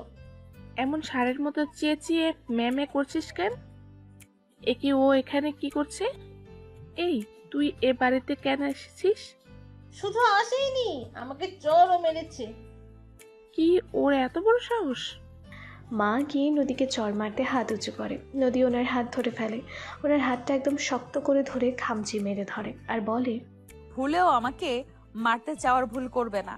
এখন আর আমি এই বাড়িতে থাকি না, যা খুশি করবেন আর আমি মেনে নেব। বয়সে বড় না হলে আপনার মেয়ের মতো একটা চর আপনিও ডিজার্ভ করেন। যাই হোক, আমি এখানে থাকতে আসিনি, আমার কিছু জিনিস নিতে এসেছি। আমাকে আমার কাজ করে চলে যেতে দিন, না হলে এইবার আর বড় ছোট মানবো না। কথাটা বলে নদী ওর সৎ মায়ের হাত ছেড়ে দেয়। ওর নখের আঁচড় লেগে ওর সৎ মায়ের হাত সামান্য ছিলে গেছে। দীপা, ওর মা, রাগী চোখে নদীর দিকে তাকায়, কিন্তু নদী ওনাদের পাত্তা না দিয়ে ভিতরে নিজের রুমে চলে যায়। নদীর বাবা তখন বাসায় ছিল না, উনি দোকানে ছিল। নদীর সৎ মা গিয়ে কল দিয়ে ওনাকে বাসায় আসতে বলে। আয়ানও নদীদের বাসাতে আসার জন্য রওনা দেয়। আকাশকে সাথে আনতে গিয়ে ওর দেরি হচ্ছিল। এই সাত সকালবেলায় ঘুম ভাঙিয়ে কই নিয়ে যাচ্ছিস শালা? নদীর বাসায়, মানে ওর বাবার বাসায়। আর একটা কথা, আমাকে ভুলেও শালা বলবি না। আমার বোনকে তোর মতো খচ্চরের সাথে বিয়ে দেব না আমি। সেটা সময় হলেই দেখা যাবে। কিছু বললি? হ্যাঁ, বললাম তোকে শালা না ডাকলে আমার পেটের ভাত হজম হয় না, তাই শালা আমি ডাকবই। তাহলে আমিও গুলি মেরে তোর খুলি উড়িয়ে দেব। একবার করে শালা ডাকবি, একটা করে গুলি তোর খোপড়ি ফুঁড়ে বেরিয়ে যাবে। 2 দিন যাক, তোর বোনটাকে শুধু পটিয়ে নি, তারপর দেখবো কে কার খুলি ওড়ায়। মেয়ে মানুষের মতো কি এত ফুসুর ফাসুর করিস? সেটা তুই না জানলেও চলবে। নদী কিছু সময় পরে একটা কাপড়ের ব্যাগ হাতে নিয়ে বাইরে আসে। নদীর সৎ মার বোন রাগী চোখে ওর দিকে তাকিয়েছিল। ওর বাবাও ওনাদের পাশে দাঁড়িয়েছিল। নিজের বাবাকে এই সময় বাড়িতে দেখে নদী বুঝতে পারে ওর সৎ মার বোন মিলে কল দিয়ে ওর বাবাকে ডেকে এনেছে। নদী ওর বাবার দিকে তাকিয়ে একটা তাচ্ছিলের হাসি দিয়ে মেইন দরজার দিকে যায়। হঠাৎ করে ওর সৎ মা এসে ওর হাত চেপে ধরে, ওর থেকে ব্যাগটা কেড়ে নেওয়ার চেষ্টা করে আর বলে, কি চুরি করে নিয়ে পালাচ্ছিস? চুরি কেন করতে যাব? এতে আমার আর নেহার কিছু জামা কাপড় আর দরকারি কাগজপত্র আছে। তুই বললেই মানতে হবে নাকি? তোকে আমি ভালো করেই চিনি, চোরের বাচ্চা একটা। দে ব্যাগ দে। নিজের মুখ সামলান। আপনি কোন সাহসে আমাকে চোরের বাচ্চা বলেন? আমার মাকে চোর বলার সাহস কে দিয়েছে আপনাকে? বেশ করেছি বলেছি, 100 বার বলবো, 1000 বার বলবো, তুই একটা চোর, তোর মাও চোর। এখনো বলছি নিজের মুখে লাগাম দিন, না হলে ফল কিন্তু ভালো হবে না। নিজের স্বামীকে দেখে সাহস বেড়ে গেছে নাকি? তাহলে শুনুন, আমি এখন আপনার স্বামীকেও ভয় পাই না। চোরের মায়ের বড় গলা, সাহসের কি দেখছিস? কি তুই? কে কার খারাপ করে এবার দেখবি। দে ব্যাগটা আমায়, আমাকে দেখতে হবে তুই কি চুরি করে পালাচ্ছিস। আমি কোনো চোর না যে চুরি করে পালাবো। আমার মাকে তুলে আর একটাও কথা শুনতে চাই না। চোর না যখন, তো ব্যাগটা খুলে দেখান কি আছে এতে। যদি ভালোভাবে দেখতে চাইতে আমি অবশ্যই দেখাতাম, কিন্তু তোমরা নিজেদের লিমিট ক্রস করে ফেলেছো, তাই আমি বাধ্য নই কাউকে দেখাতে। আসছি। কথাটা বলে নদী আবারও চলে যেতে নেয়। ওর সৎ মা ওর হাত টেনে ধরে। এতক্ষণ অনেক চ্যাটাং চ্যাটাং কথাও শুনেছি, ভালো কথায় কাজ হবে না তো? ঠিক আছে, দাঁড়া, তোকে মজা দেখাচ্ছি। কথাটা বলে উনি নদীকে আবারও চড় মারতে যায়। নদী আগে থেকেই টের পেয়েছিল এমনই কিছু হবে। ওর সৎ মায়ের হাত ধরে ফেলে। পারো, আপনি কি ভুলে গেছেন আমি ওই সময় কি বলেছিলাম? আপনার স্বামী উপস্থিত আছে, তার জন্য ভাববেন না ছাড় পাবেন। এক্সেস হলে এবার কিন্তু বড় ছোট মানবো না। নদীর কথা শুনে দীপা রেগে গিয়ে পাশে থাকা একটা ফুলদানি ওর দিকে ছুঁড়ে মারে। আকস্মিক আক্রমণ নদী বুঝে উঠতে পারে না, তার আগে ফুলদানি এসে ওর কপালে লেগে ওর কপাল কেটে যায়। ও নিজের কপালে এক হাত চেপে ধরে। নদীর সৎ মা সুযোগ বুঝে নদীকে ধাক্কা দেয় ফেলে দেওয়ার জন্য। নদী তাল সামলাতে না পেরে পড়ে যেতে নেয়, তার আগেই আয়ান এসে ওকে ধরে। নদীর সামনের দিকে ঝুঁকে পড়তে নেয়। আয়ান এসে নিজের সাথে ওকে জড়িয়ে নেয়। নদীকে সোজা করে ওর কপালে রক্ত দেখে আয়ান রেগে যায়। ও রেগে বলে, কি হচ্ছে এটা কি এখানে এসব? কিছু না তো স্যার, আমাদের পারিবারিক বিষয় এটা। কেমন পারিবারিক বিষয়ে যে ওর কপাল থেকে রক্ত পড়ছে? ওটা ওদের বেয়াদবির শাস্তি। আর তাছাড়া আপনি পুলিশ, বাইরে গিয়ে নিজের কাজ করুন। আমাদের পারিবারিক ব্যাপারে আপনাকে নাক গলাতে কে বলেছে? ও আমার মেয়ে, ওর রক্ত পড়ছে না হচ্ছে সেটা আমি বুঝে নিব, তোমাকে ভাবতে হবে না। ও তাই নাকি? আপনার তো মশাই সাহস অনেক, পুলিশের সাথে উঁচু গলায় কথা বলছেন। তো ও না হয় আপনার মেয়ে, কিন্তু আপনি কি জানেন আমি ওর কে? তুমি আবার ওর কে হবে? আরে বাবা, বোঝো না, কে আবার হবে? প্রেমিক। তোমার মেয়ে নাগর জুটিয়ে নিয়েছে, সেটাও বোঝো না? এই মেয়ে চড়িয়ে তোমার দাঁত ফেলে দেব একদম। একজন অন ডিউটি পুলিশ অফিসারকে কি বলছো এসব? মানহানির মামলায় জেলে ঢুকাবো নাকি? দে ভাই দে। এই সাতচুন্নিকে গারদে ঢুকিয়ে দে। না না স্যার, ও আসলে এভাবে বলতে চাইনি। এই দীপা, তুই চুপ কর। তোর বাবা তো কথা বলছে নাকি? দেখুন, আপনি আমাদের কোনো আত্মীয় না, আর যদি ওর প্রেমিকও হন তাহলে শুনুন, আমি ওর বাবা। আমার মেয়েকে আমি শাসন করব, এতে নাক গলানোর অধিকার আপনার নেই। ওর হাজবেন্ডের তো নিশ্চয়ই আছে নাকি? হাজবেন্ড? ওর আবার হাজবেন্ডকে? আমি ওর হাজবেন্ড, ও আমার বিয়ে করা বউ। কি? হ্যাঁ, আপনার মেয়ে আমার বিয়ে করা বউ। যেদিন রাতে আপনার মেয়েকে বাড়ি থেকে বের করে দিয়েছিলেন, একবারও এটা জানার চেষ্টা করেননি মেয়েটা সারা রাত কোথায় ছিল। সেই রাতেই আমি ওকে বিয়ে করেছি। কেমন বাবা আপনি, যে নিজের দুইটা মেয়েকে রাতের বেলা বাড়ি থেকে বের করে দেন? তখন একবারও ভেবেছিলেন অত রাতে ওরা দুই বোন কোথায় যাবে? রাত বিরাতে যদি কোনো বিপদ হয়, কে বাঁচাবে ওদের? আর এখন এসেছেন বাবার নামে শাসন করতে। তুমি ওর হাজবেন্ড? মানে সত্যি? হ্যাঁ সত্যি। কেন বিশ্বাস হচ্ছে না? নদী, তুমি বলো তো এদের আমি তোমার কে? উনি আমার হাজবেন্ড। নদীর মুখে হাজবেন্ড শুনে বাবা মা দীপা তিনজনই অবাক হয়ে যায়। আয়ান নদীকে নিজের দিকে ঘুরিয়ে ওর কপালের কাছে হাত রেখে বলে, অনেক ব্যথা করছে। এটা কে করেছে বলো আমায়। আই সোয়ার তার অবস্থা নাজেহাল করে ছাড়বো আমি। আয়ানের কথা শুনে দীপা ভয়ে ওর বাবার পিছনে গিয়ে লুকায়। ওর মা বাবাও ভয় পায়, কিন্তু দীপাকে বাঁচাতে ওর বাবা বলে, দেখো, যেটা হয়েছে সেটা ওর দোষে হয়েছে। ও আমার মেয়ে, তাই আমি ওকে শাসন করেছি। অতিরিক্ত বেয়াদব হয়ে গেছিল, তাই এই ফল পেয়েছে। আপনি যে কেমন বাবা তার নমুনা আমি ওই দিন রাতেই পেয়েছি। যাই হোক, যদি বলেন বাবা হয়ে শাসন করেছেন তাহলে শুনুন, কাউকে এভাবে আঘাত করে তার শরীর থেকে রক্ত ঝরানোকে শাসন বলে না। আর এইভাবে গায়ে হাত তুলে শাসন করার অধিকার আপনার এখন নেই। এখন তুমি চুপ করো। বাবার মতে এটা আমাদের পারিবারিক বিষয়, তাই আমাকে কথাটা বলতে দাও। নদীকে নিজের পক্ষে কথা বলতে দেখে ওর বাবা আয়ানের দিকে তাকিয়ে একটা তাচ্ছিল্যের হাসি দেয়, যেন হাসির মাধ্যমে আয়ানকে নিজের জয় আর আয়ানের পরাজয় চোখে আঙুল দিয়ে বুঝিয়ে দিতে চাইছে। আয়ান জানে নদী ওর বাবা ও পরিবারকে এখন ঘৃণা করে, তাই তাদের পক্ষে কিছুই বলবে না। সেই জন্য ও চুপ করে নদী ওর বাবার দিকে তাকিয়ে বলে, তো আপনার মতে ভুল, দোষ সব আমার, তাই তো? তা বলুন শুনি, আজকে আমার ভুলটা কোথায় ছিল? শুরুটা কিন্তু আপনার মেয়ে আর বউই করেছিল। আমি এ বাড়িতে আসার পরেই ওরা আমাকে মারতে এসেছিল। আমি শুধু তখন ওদের আটকেছি আর বুঝিয়েছি এখন আর আমি এই বাড়িতে থাকি না, যে ওনারা আমার উপর জোর খাটাবেন। তারপর আমি চুপচাপ নিজের কিছু জিনিস নিয়ে যাচ্ছিলাম, কিন্তু তাতেও ওদের শান্তি মেলেনি। ওরা আমাকে আর আমার মাকে চোর বানিয়ে দিল। আপনার আদরের মেয়ে ফুলদানি ছুঁড়ে আমার কপাল কেটে সেখান থেকে রক্ত বের করলো। এত কিছুর পরও আপনি বলছেন আমি বেয়াদবি করেছি? আমারটা যদি বেয়াদবি হয় তাহলে ওদেরটা কি? ওরা যা করেছে একদমই ঠিক করেছে। ওদের মতো মেয়েকে এইভাবেই শাস্তি দিতে হয়। বাহ, এখনো আপনি ওদের হয়ে সাফাই গাচ্ছেন? তো ওরা যে বলল আমি আর আমার মা চোর, এখন আপনি বলুন আমার মৃত মাকে ওরা চোর কেন বলল? তুমি নিজের দোষে তুমি তোমার মাকে গালি শুনিয়েছো, এতে আমি ওদের কোনো ভুল দেখছি না। তার মানে আমার মা চোর, তাই তো? তোমার মা যে কি সেটা ভাষায় প্রকাশ করা এখন সম্ভব না। নিজে আজীবন আমাকে জ্বালিয়ে মেরেছে, আর এখন তোমার মতো একটা বেয়াদব জন্ম দিয়ে গেছে যে আমাকে জ্বালিয়ে মারছে।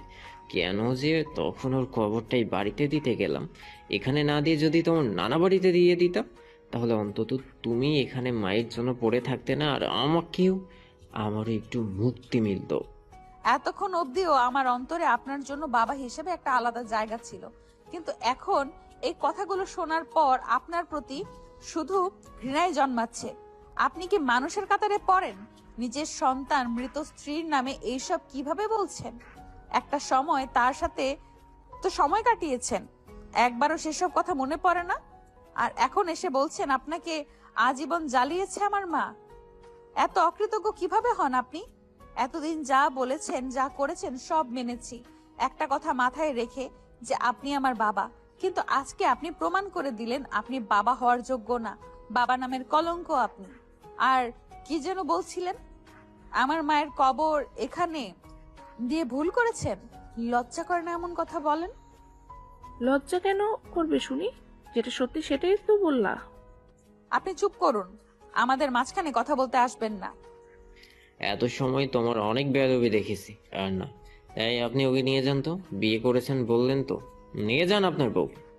এর হাত থেকে এবার মুক্তি দিন আমাকে আর আমার পরিবারকে। আর যদি সম্ভব হয় তাহলে ওর মায়ের কবরটা তুলে নিয়ে গিয়ে কোনো গোরস্থানে দেওয়ার ব্যবস্থা করুন। এই মা মেয়ের হাত থেকে আমাকে বাঁচান। বাবার কথা শুনে নদী ঘৃণায় মাটিতে থুতু ফেলে আর বলে, মা মারা গেলে বাবা বদলে যায় জানতাম, কিন্তু এতটাও বদলে যায় জানা ছিল না।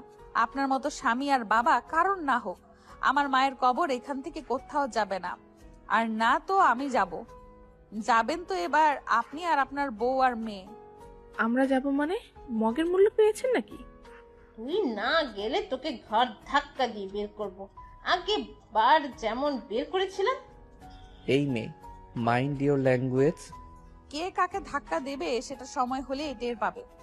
নদী নিজের হাতে থাকা ব্যাগ থেকে একটা দলিল বের করে, সেটা সবার সামনে ধরে বলে, আমার মায়ের মৃত্যুর পরে এখন এই বাড়ির মালিক আমি। আমার বাড়ি থেকে আমাকে বের করতে চাচ্ছেন? How funny. আমি আপনাদেরকে আজকের দিনটা সময় দিলাম, কাল সকালের মধ্যে আমার বাড়ি খালি করবেন, না হলে আমি এসে ঘাট ধাক্কা দিয়ে আপনাদের বের করব। আর হ্যাঁ, এবার আর কোনো সম্পর্কের তোয়াক্কা করব না, কারোর প্রতি দয়া মায়াও দেখাবো না, ডিরেক্ট অ্যাকশন। কথাটা মাথায় রাখবেন। কাল সকাল সকাল মানে কাল সকাল, একদিনও কম বেশি না। মা এসবের মানে কি? ওইসব কি বলছে? মানে হচ্ছে এটাই যে এই বাড়িটা আমার, আর আমি চাইছি না তোরা আমার বাড়িতে থাক। সেজন্য কাল সকালে আগে তোরা এই বাড়ি ছেড়ে যেখানে খুশি চলে যাবি। নদীর এমন কঠিন সিদ্ধান্তে ওর সৎ মা বাবা দুজনেই ভ্যাবাচাকা খেয়ে যায়। ওনারা ভাবতেই পারেনি নদী এমন কিছু করতে পারে। নদী আয়নের হাত ধরে ওকে নিয়ে বাড়ি থেকে বেরিয়ে যায়। ওদের পিছু পিছু আকাশও যায়। নদী আর আয়ান সামনে বসে, আকাশ গাড়ির পেছনে সিটে বসে। নদী জানালায় হেলান দিয়ে চোখ বুজে থাকে। আকাশ হাসতে হাসতে বলে, ভাবির লাস্ট মোমেন্টে এসে একদম ছক্কা মেরে দিয়েছে। ওদের সবার মুখগুলো একদম দেখার মতো ছিল। আচ্ছা নদী, তুমি আগে কেন শক্ত হওনি? যেহেতু বাড়ি তোমার নামে, তোমার উচিত ছিল আগেই শক্ত হওয়া। তাহলে অন্তত এতদিন তোমাকে আর তোমার বোনকে এত কষ্ট পেতে হতো না। আমি জানতাম না, আজকে ভোরে জানতে পেরেছি। আম্মু বেঁচে থাকতে আমাদের বাসায় একজন আন্টি কাজ করত। উনি আমাদের খুব ভালোবাসতো। আম্মু ওনাকে ছোট বোনের মতো দেখতো, নিজের সব গোপন কথা ওনাকে বলতো। আম্মু মারা যাওয়ার পরে উনি কাজ ছেড়ে চলে যান। আজকে সকালে যখন এই বাড়িতে আসার জন্য বের হয়ে বাসে ওনার সাথে দেখা হয়, আমি প্রথমে চিনতে পারিনি, কিন্তু উনি আমাকে চিনে ফেলেন। কথায় কথায় যখন ওনাকে বলি যে আমাদের ওই বাড়ি থেকে বের করে দিয়েছে, তখন উনি আমাকে সত্যিটা বলেন। আর দলিল কোথায় রাখা সেটাও উনি জানতেন, সেটাও বলেন আমাকে। আমি চেয়েছিলাম শুধু নিজের কিছু সার্টিফিকেটের দলিলটা নিয়ে ওই বাড়ি থেকে চলে আসব, কিন্তু ওদের ব্যবহার আমাকে বাধ্য করেছে ওদের সাথে এমন আচরণ করতে। তুমি যা করেছো একদম ঠিক কাজ করেছো। যে পুরুষ নিজের মৃত স্ত্রীকে সম্মান করতে জানে না, নিজের ঔরসজাত সন্তানের সাথে এমন আচরণ করে, তার সাথে এমনটাই হওয়া উচিত। কথাটা বলা অনেক সহজ, কিন্তু আমার জায়গায় থাকলে বুঝতে আমার ভেতরটা কতটা পুড়ছে। যাই হোক, সে আমার বাবা। মা বেঁচে থাকতে কখনো আমার আর নেহার প্রতি কোনো অবিচার করেনি, অনেক ভালোবাসতো। সেই দিনগুলোর কথা মনে পড়লে কষ্টে বুকটা চিরে যায়। তার ভালোবাসা হয়তো বদলেছে, কিন্তু আমি তো তাকে এখনো আগের মতোই ভালোবাসি। সে হয়তো নতুন বউ সন্তান পেয়েছে, কিন্তু আমার বাবা তো সেই। আজকে এত বড় সিদ্ধান্ত নিতে আমার যে বুকটা পুড়ছে ভীষণ। আচ্ছা, আমরা দুই বোন একটু কপাল পোড়া। আচ্ছা, আমরা দুই বোন এত কপাল পোড়া কেন বলতে পারো? কেউ কেন ভালোবাসে না আমাদের? এত খারাপ ভাগ্য নিয়ে কেন জন্মালাম? তোমার বাবা তোমাদের ভালোবাসে না, এতে তোমাদের দোষ নেই। বরং উনি একজন কাপুরুষ, তাই নিজের স্ত্রী সন্তানকে অবহেলা করে। আর কে বলেছে তোমাদের কেউ ভালোবাসে না? তোমাকে কেউ ভালোবাসে না? আশেপাশে খোঁজ নিয়ে দেখো, কেউ না কেউ ঠিকই তোমায় ভালোবাসে। কে এসে? নদীর কথা শুনে আয়ান গাড়ির ওপরে মিররে তাকিয়ে দেখে আকাশ পেছন থেকে ওকে ইশারা করে বলছে নিজের মনের কথা বলে দিতে। আয়ান ঠিক করে আজকে এই সুযোগে নদীকে নিজের মনের কথা বলে দেবে। ও যখনই নদীকে ভালোবাসার কথা বলতে যাবে, তখনই ওদের গাড়ির ওপরে হামলা হয়। একটা গাড়ি থেকে ওদের গাড়ির উপরে গুলি ছোড়া হয়। আয়ানও সে গাড়িকে লক্ষ্য করে শ্যুট করতে থাকে। একটা গুলি এসে গাড়ির কাঁচ ভেঙে নদীর গায়ে লাগতে যাবে, তখনই আয়ান নদীকে নিজের দিকে এনে কভার করে নেয়, আর গুলিটা ওর হাতের বাহুতে লাগে। আয়ান সাথে সাথে ওই গাড়ির টায়ারে গুলি চালায়। গাড়িটার টায়ার পাঞ্চার হয়ে একটা দেয়ালে গিয়ে অ্যাক্সিডেন্ট হয়। সামনে চেকপোস্ট থাকায় আয়ান দ্রুত নিজের গাড়ি সেখানে নিয়ে পুলিশদের বলে ওই গাড়িটাকে আটকাতে। এত সময় আয়ানের হাত থেকে অনেকটা রক্ত ঝরে যায়। আয়ান সেন্সলেস হয়ে যায়। আয়ানকে সেন্সলেস হতে দেখে নদী কান্না করে দেয়। আকাশ দ্রুত আয়ানকে নিয়ে কাছের একটা হসপিটালে যায়। গাড়িটা আকাশ ড্রাইভ করে নিয়ে যায়, আর নদী আয়ানকে নিয়ে পেছনের সিটে বসে। পুরো সময় নদী কান্না করতে থাকে আর আয়ানকে ডাকতে থাকে ওই জ্ঞান ফেরানোর জন্য, কিন্তু আয়ান তাকায় না। হসপিটালে নেওয়ার পরে আয়ানকে এমার্জেন্সিভাবে ওটিতে নেওয়া হয়। গুলি ওর হাতের ভেতর ছিল, সেটা বের করানোর জন্য। আকাশ, আমার আয়ন কই? কি হয়েছে আমার আয়নের? মামি, তুমি এখানে কেন এসেছো? মামি, তুমি মামিকে কেন সাথে এনেছো? মামির তো এমনিতেই শরীর ভালো না, জানোই। তুই চুপ কর, আগে বল আমার আয়ন কোথায়, কি হয়েছে ওর? আয়নের একটা গুলি লেগেছে, ওটিতে আছে। গুলিটা বের করলেই সব ঠিক হয়ে যাবে, তুমি চিন্তা করো না। তুই কি সত্যি বলছিস তো? আমার আয়ন ঠিক হয়ে যাবে তো? না, বললাম তো, তুমি বাসায় চলে যাও, তোমাকে এখানে থাকতে হবে না, আর ভাবিকেও নিয়ে যাও। ওর কিছু হবে না তো? হ্যাঁ, অসুস্থ শরীর নিয়ে ওর এখানে থাকতে হবে না। কোথায় নদী? ওই তো বসা। আয়নের মা দেখে নদী পাশের একটা বেঞ্চে বসে আছে, মাথা নিচু করে, দু হাতে মুখ ঢেকে। উনি গিয়ে নদীর পাশে বসেন, নদীর কাঁধে হাত দেন। তার স্পর্শ পেয়ে নদী মাথা তুলে তাকায়। এত সময় ও কান্না করছিল, ওর চোখ এখনও ভেজা, চোখ, নাকের ডগা সব লাল হয়ে আছে। নদী আয়নের মাকে দেখতে পেয়ে ওনাকে জড়িয়ে ধরে কান্না করে দেয় আর বলে, সবকিছু আমার জন্য হয়েছে।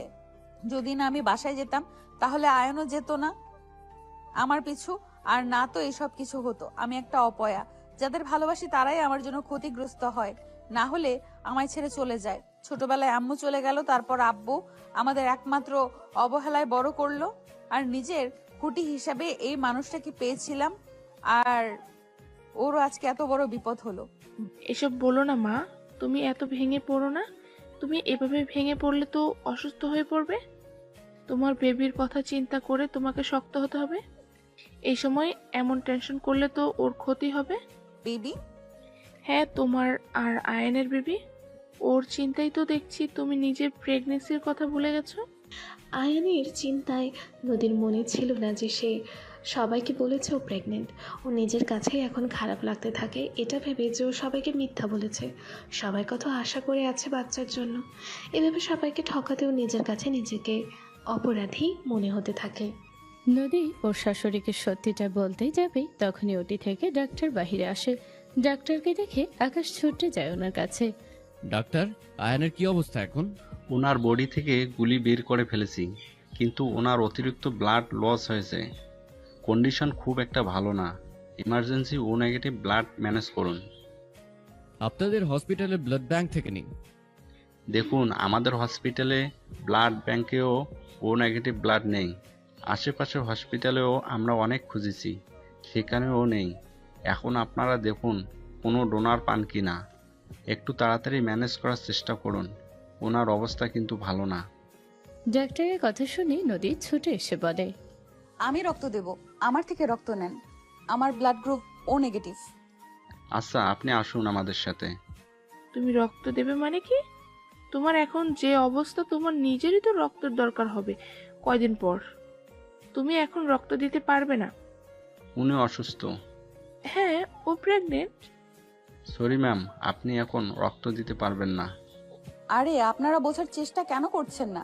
এই মুহূর্তে রক্ত না দিলে আয়নকে বাঁচানো যাবে না, আর অন্য কোথাও থেকে রক্ত ম্যানেজও হচ্ছে না। ডাক্তার প্লিজ, আপনি আমার রক্ত নিন। নদী, তুমি কেন বুঝতে পারছো না? এখন তোমার রক্ত নিলে তোমার আর বেবির ক্ষতি হবে। আমি নিজের সন্তানের জন্য তোমার ক্ষতি করতে পারবো না। আমি রক্ত দেব। না, দেবে না। প্রেগনেন্ট অবস্থায় তোমাকে আমি কিছুতেই রক্ত দিতে দেব না। প্রেগন্যান্ট নই আমি। তুমি এসব কি বলছো নদী? যা বলেছি সত্যি বলেছি।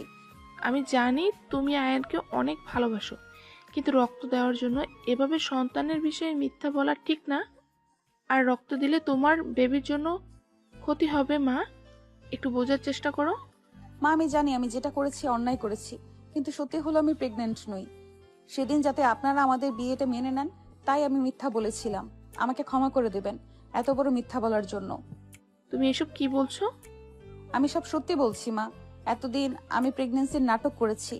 নদীর কথা শুনে আয়নের মা একটা ধাক্কা খায়। উনি প্রচন্ড রেগে যায়। উনি এতটাই শক্ট পায় যে পড়ে যেতে নাই। নদী ওনাকে ধরতে গেলে উনি নদীকে সজোরে একটা থাপ্পড় মারে। মা চুপ, আর একটা শব্দ তোমার মুখ থেকে শুনতে চাই না।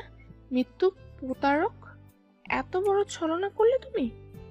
তোমাকে নিজের মেয়ের মতো ভালোবাসা দিয়েছিলাম, আর এই তার প্রতিদান? কিভাবে পারলে এইভাবে দিনের পর দিন মিথ্যা নাটক করে আমাদের সবাইকে ঠকাতে? নদী কোনো উত্তর দেয় না। আয়নের বাবা রক্তর খোঁজ নিতে বাহিরে গেছিলেন কথা বলতে। ফিরে এসে সব শুনে উনি কষ্ট পান, কিন্তু নদীকে কিছুই বলেন না। মা আমি জানি আমি অন্যায় করেছি, তার জন্য আপনি আমাকে যা শাস্তি দেওয়ার না হয় বাসায় গিয়ে দেবেন। এখন আপনি উত্তেজিত হবেন না, আপনার শরীর ভালো নেই, দয়া করে আপনি শান্ত হন। চুপ, তুমি আর আমাকে মা বলে ডাকবে না। তোমার মতো মেয়ের মুখে মা ডাক শুনতে চাই না। ঠিক আছে ডাকবো না, কিন্তু আপনি একটু শান্ত হন দয়া করে। বাবা মায়ের শরীর ভালো না, আমি জানি আমি আপনাদের সবাইকে অনেক বড় মিথ্যা বলেছি, অনেক বড় অপরাধ করেছি। তার জন্য আপনারা আমাকে যা শাস্তি দিবেন আমি তাই মাথা পেতে নেব, কিন্তু এখন দয়া করে মাকে শান্ত হতে বলুন। আপনি মাকে নিয়ে বাসায় চলে যান, এখানে আকাশ আর আমি থাকছি। আমি ডাক্তারের সাথে যাচ্ছি রক্ত দিতে। তুমি এমনটা না করলেও পারতে। আয়নের বাবা আর কিছু না বলে আয়নের মাকে নিয়ে বাসায় চলে যায়। আয়নের মা যেতে চায় না, কিন্তু আয়নের বাবা ওনাকে জোর করে নিয়ে যায়। নদী ডাক্তারের সাথে যায় রক্ত দেওয়ার জন্য। তখনই কান্না করতে করতে আয়নের বোন অর্পি আসে। ও সকালে কলেজে গিয়েছিল, বাসায় এসে ভাইয়ের অ্যাক্সিডেন্টের কথা শুনে সোজা হসপিটালে চলে এসেছে। আকাশ ভাই, ভাইয়া কোথায়? ভাইয়া কেমন আছে? তুই আবার কেন আসলি? তোর ভাইয়া ঠিক আছে, একটা ছোট অপারেশন চলছে ওর, চিন্তা করিস না। ভাইয়া সত্যি কিছু হবে না তো? ভাইয়া ঠিক হয়ে যাবে বলো? হ্যাঁ ঠিক হয়ে যাবে। কান্না করে চেহারার কি হাল করেছিস? এখন কান্না থামা, এদিকে আয়। অর্পি আকাশের সামনে এসে দাঁড়ালে আকাশ দুই হাত অর্পির দুই গালে রাখে। কিছু সময় অর্পির চোখের দিকে তাকিয়ে থেকে অর্পির চোখের পানি মুছিয়ে দেয়। এই প্রথমবার অর্পিও আকাশের চোখের দিকে তাকিয়ে থাকে কিছুটা সময়। পুরোটা সময় ও আকাশের দিকেই তাকিয়েছিল। আজকে আকাশকে এত কাছ থেকে দেখে অর্পির অন্যরকম ভালো লাগা অনুভব হতে থাকে। অর্পিকে নিজের দিকে তাকিয়ে থাকতে দেখে আকাশ একটু লজ্জা পায়, মনে মনে ভাবে ও আবার বুঝে ফেললো না তো আমি ওকে ভালোবাসি। না না, ও যদি আমায় ভুল বোঝে। মনে মনে এটা বলে মুখে আকাশ বলে, ভাবিস না, এমনি এমনি তোর চোখ মুছিয়ে দিচ্ছি। তো কি কারণে দিচ্ছ শুনি? এই অবস্থায় একদম পেতনি লাগছে তোকে। এভাবে তোকে দেখলে ডাক্তাররা সব ভয় পালাবে, তখন আর তোর ভাইয়ের চিকিৎসা হবে না। আর আমি থাকতে সেটা তো হতে দিতে পারি না, তাই না? আকাশের কথা শুনে অর্পির আজকে আর রাগ হয় না, ও উল্টো হেসে দেয়। অর্পিকে হাসতে দেখে আকাশ ওর দিকে তাকিয়ে থাকে। নে এবার এমন 32 পাটি বের করে হাসা বন্ধ কর। কলেজ থেকে বাসায় গিয়ে কিছু খেয়েছিস? না। আচ্ছা তুই এখানে একটু বস, আমি আসছি। এখান থেকে নড়বি না একদম। আচ্ছা ঠিক আছে। আকাশ চলে যায়। তখনই নদী বাহিরে আসে। ওর শরীর অনেকটা দুর্বল হয়ে গেছে রক্ত দিয়ে। তুমি কখন আসলে অর্পি? এই তো মাত্র এলাম ভাবি। তোমাকে এত দুর্বল লাগছে কেন? তোমার ভাইয়াকে রক্ত দিয়ে আসলাম সেই জন্য। আচ্ছা তাহলে তুমি একটু এসে বসো ভাবি। নদী আর অর্পি কথা বলছিল, তখনই আকাশ হাতে একটা ডাব আর 2 প্যাকেট বিরিয়ানি নিয়ে হাজির হয়। ভাবি তুমি আগে এই ডাবের পানিটা খাও, তারপর বিরিয়ানিটা খেয়ে নাও। এখন খেতে ইচ্ছে করছে না, তোমরা খাও, আমি পরে খাবো। আচ্ছা। আকাশ শোনো। জি ভাবি। মা আমার উপরে অনেক রেগে আছে তাই না? রাগ হওয়ারই তো কথা। আচ্ছা মা কি আমাকে ক্ষমা করবেন না? আরে ধুর, কি যে বলো না। মামির মন অনেক নরম, এখন হয়তো রেগে গেছে, কিন্তু কয়টা দিন যেতে দাও, দেখবে সব ঠিক হয়ে যাবে। তাই যেন হয়। আকাশের সাথে কথা বলা শেষ করে নদী আয়নের কেবিনের বাহিরে যায়। আয়নকে একটু আগে কেবিনে শিফট করা হয়েছে, কিন্তু ওর সাথে কাউকে দেখা করতে দেওয়া হচ্ছে না। তাই নদী কেবিনের বাহিরের ছোট্ট কাচের ফাঁকাটা দিয়ে আয়নকে দেখতে থাকে। আয়নের মুখে অক্সিজেন মাস্ক লাগানো, হাতে একটা স্যালাইন চলছে। আয়নের এই অবস্থা দেখে নদী মনে মনে বলে, তুমি তাড়াতাড়ি সুস্থ হও আয়ান। তোমাকে এইভাবে দেখতে আমার ভালো লাগছে না। আগের দিনের ব্যবহারের জন্য সরি। তুমি সুস্থ হও প্লিজ।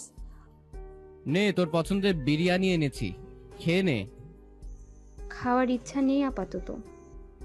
নাটক বাদ দে, চুপচাপ খা। জোর করো না আকাশ ভাই, খেতে ইচ্ছে করছে না। আকাশ কোনো কথা না বলেই প্যাকেটের বিরিয়ানি একটা অন টাইম প্লেটে ঢেলে এক লোকমা বিরিয়ানি অর্পির মুখের সামনে ধরে। অর্পি ওর বারণ করতে পারে না, ও চুপচাপ খেয়ে নেয়। অর্পির আজকে আকাশের সঙ্গ ভালো লাগে। ও খাওয়ার ফাঁকে বারবার আকাশের দিকে তাকায়, আকাশও ওর দিকে তাকায়, কিন্তু একে অপরকে ব্যাপারটা বুঝতে দেয় না। দূর থেকে নদী ওদের দেখে, ও বুঝতে পারে এই দুইজনের ভিতরে কি চলছে। ও ওদের দেখে মুচকি মুচকি হাসতে থাকে। হঠাৎই একজন নার্স এসে বলে আয়নের জ্ঞান ফিরেছে। নদী তাড়াতাড়ি ভিতরে যায়। আয়নকে দেখে নদীর চোখ থেকে পানি পড়তে থাকে। এই পাগল মেয়ে, কান্না কেন করছো? আমার জন্য তোমাকে কতটা কষ্ট পেতে হলো। চোখ মুখ শুকিয়ে গেছে একদম। তোমার জন্য কেন হতে যাবে? যদি না আমি বাবার বাড়ি যেতাম তাহলে তো তুমিও যেতে না, আর ফেরার পথে এইসব কিছুই হতো না। আরে পাগল, তোমার জন্য কিছুই হয়নি। যা হয়েছে আমার জন্যই হয়েছে।